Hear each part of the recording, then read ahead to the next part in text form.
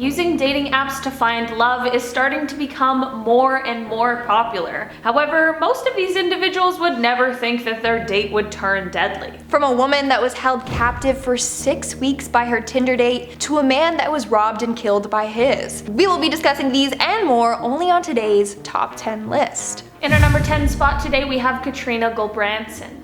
On January 14th, 2020, a Minnesota woman named KATRINA Brooke GULBRANSON was reported missing by her family after they hadn't heard from her since January 8th. Her mother had reported that the last time she heard from KATRINA, she was heading out on a date with someone that she had met on Tinder. She said that there was no activity on her social media accounts or on her cell phone, which is obviously very unusual and would be super frightening. KATRINA also has 4 kids who obviously really needed their mom to return home. Apparently, during her disappearance, the family was sporadically in contact with someone who said that they were KATRINA, but there was never any proof. Not a lot is publicly known about what happened after she went missing or where she had been, but in a very lucky and relieving turn of events, KATRINA ended up making contact with her family and returning home. This is definitely the best case scenario for everyone involved, and I'm very glad that this one has a happy ending. In our 9th spot, we have Chelsea O'Donnell. Back in 2015, comedian Rosie O'Donnell's adopted daughter went missing. She was 17 at the time and left home with just her support dog and a few other belongings. She left behind her cell phone and laptop. Family and friends had no clue where she was. But police ended up tracking her burner phone and it led them to the house of Stephen Shearer, a 25-year-old criminal. Turns out that Chelsea was hiding out in his attic. The two had met on Tinder a couple months prior to her disappearance. Police say that Chelsea left voluntarily to stay at his house. But in the end, Stephen was arrested for hiding Chelsea from the police and her family.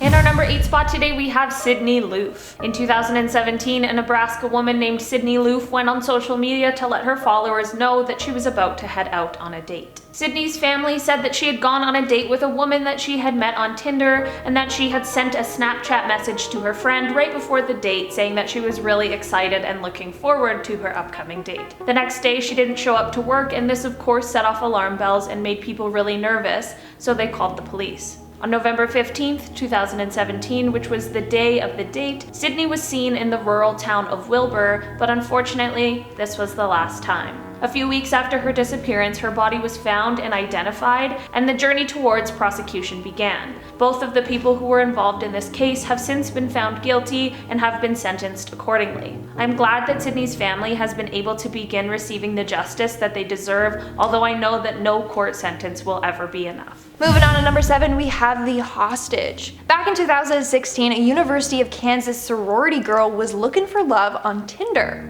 That's when she matched with a man named Shane Stephen Allen. The first date between the two went well. In fact, it went so well that she wanted to go on a second date with him. However, on this second date, she learned his true side. At the end of the date, the two went back to his trailer. There, he had some friends over smoking. After his friends left, Allen accused the girl of flirting with them. He got so mad that it turned physical. The girl, who wanted to keep her identity a secret, then had bruises and swelling all over her body and face. Allen then held her hostage in his trailer for 6 days. During this time, he forced her to keep in touch with her friends over Facebook to tell them that she was alright. If she tried to leave though, he would hurt her. After the bruising and swelling went down, Allen let her go, but only if she promised not to tell the police about what happened. She was finally freed after 6 horrific days, and obviously she alerted the police as to what happened to her. In our number 6 spot today, we have RINALDI HARLEY WISMANU. On September 5th, 2020, a 32-year-old man named RINALDI began talking to someone on Tinder, and they decided to meet. They moved from Tinder to WhatsApp and planned a date for September 9th.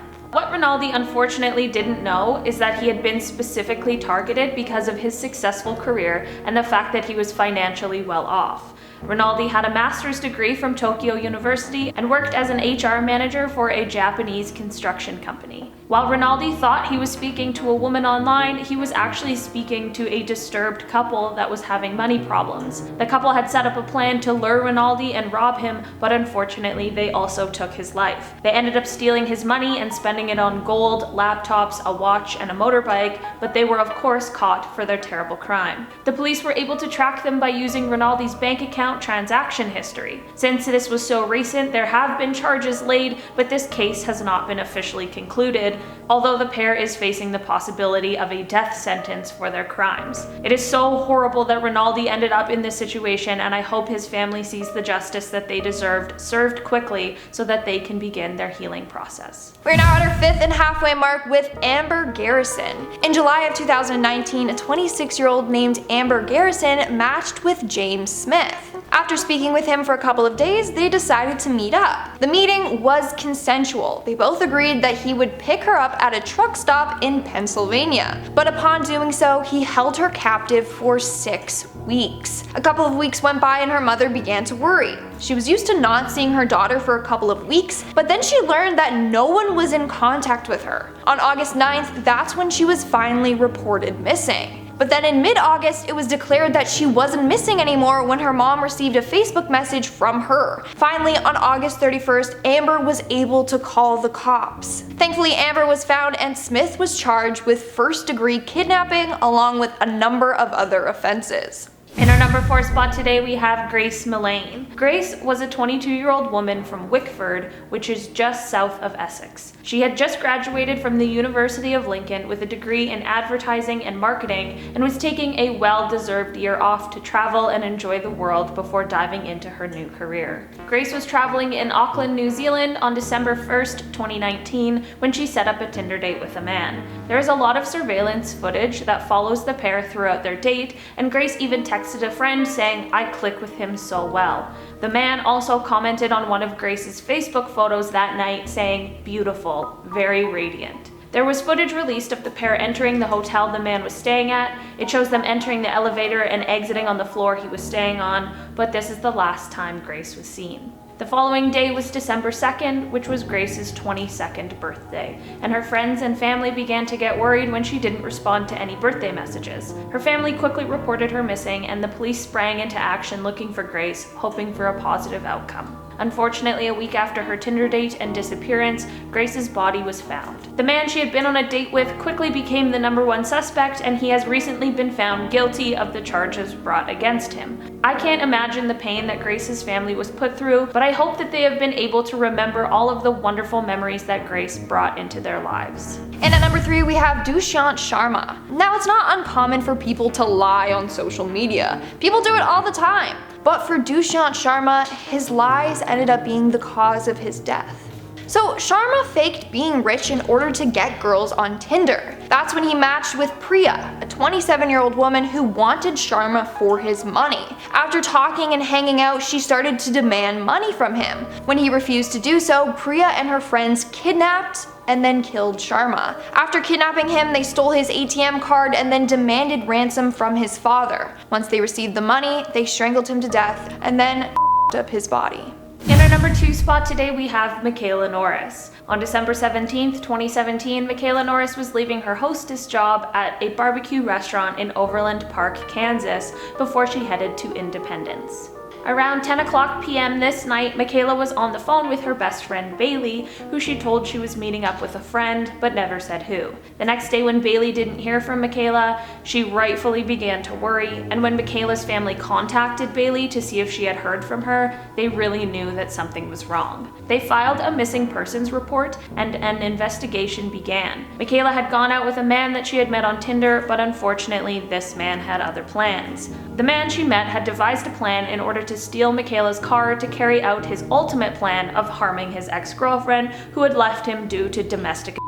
Just 3 days after her reported disappearance, the man she had met with ended up taking his own life in the car that he had stolen from her, but just before this, he posted on Facebook the approximate location of where MIKAYLA's body could be found. It is extremely tragic that 2 lives were lost in this event, and I hope that both of their families have been able to begin to heal. And in our number 1 spot, we have Francia Ibarra.